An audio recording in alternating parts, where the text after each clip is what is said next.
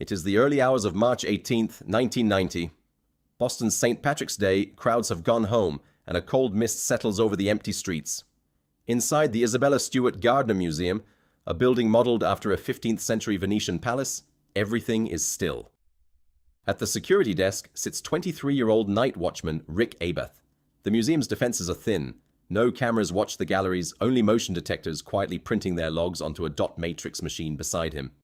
At 1:20 a.m., the intercom buzzes. On the monitor, two men in Boston police uniforms wait at the door, badges gleaming under the porch light. "Police?" one says. "We have a report of a disturbance in the courtyard." Abath knows the rule. Never open the door after hours. But these are officers, and the city has been loud all weekend. He presses the button. The door unlocks. The two men step inside and approach the desk. The taller one studies Abath's face. "You look familiar," he says. "I think we have a warrant for your arrest. Step out from behind the desk." Abath obeys, and in doing so, walks away from the only alarm button in reach. The instant he's exposed, the second man seizes him, spins him into the wall, and cuffs his wrists.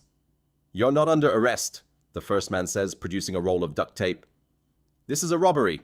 Don't give us any problems, and you won't get hurt." Minutes later, the second guard returns from his patrol of the dark galleries and walks straight into the same two men. By the time 10 minutes have passed, both watchmen are bound, blindfolded, and chained to a pipe in the basement. The thieves are now alone with hundreds of millions of dollars in art, and no one left to stop them. What happens next defies every rule of the genre. Most heists last minutes. This one lasts 81. The motion detectors track their movements like a stopwatch. The frames are bolted to the walls so the thieves don't waste time unscrewing them. They tear Rembrandt's The Storm on the Sea of Galilee, his only known seascape, straight off the wall, smash the glass, and cut the canvas free with a blade. It rips loose from its centuries-old stretcher. They keep moving. Rembrandt's A Lady and Gentleman in Black is sliced from its frame. A small Rembrandt self-portrait is taken too, though strangely they leave its heavy copper backing plate behind. From a table at the room's center, they lift Vermeer's The Concert, one of only 34 surviving Vermeers in the world. A landscape by Govert Flinck goes with them as they leave the room. Next comes the short gallery, where 5 delicate Degas drawings are pulled from the walls. Just beyond, in rooms holding works by Raphael and Botticelli, arguably more valuable than anything already taken, the thieves take nothing at all. No one has ever explained why. In the blue room, they lift Manet's Chez Tortoni from its frame. Finally, they try to unscrew a bronze Napoleonic eagle finial from atop a flag silk. When the screws won't give, they simply tear the finial off and take it anyway.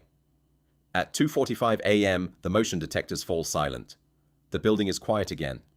Outside, on Palace Road, the thieves make 2 trips to a waiting car.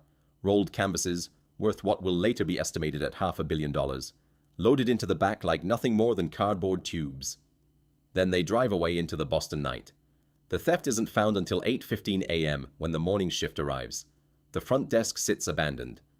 The dot matrix printer is still spitting out motion logs, hours worth of activity no one ever answered.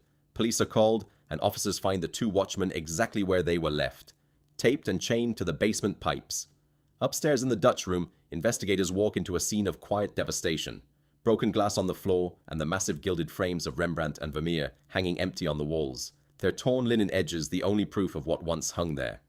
The Stolen Hall, March 18th, 1990. Items stolen. 13 works of art. Estimated value, upwards of $500 million.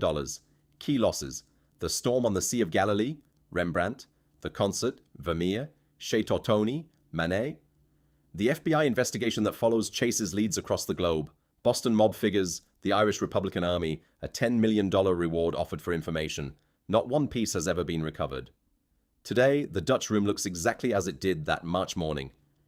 Isabella Stewart Gardner's will forbids the collection from ever being rearranged, so the empty frames still hang on the walls, lit by the same soft gallery light, waiting for paintings that vanished more than 3 decades ago.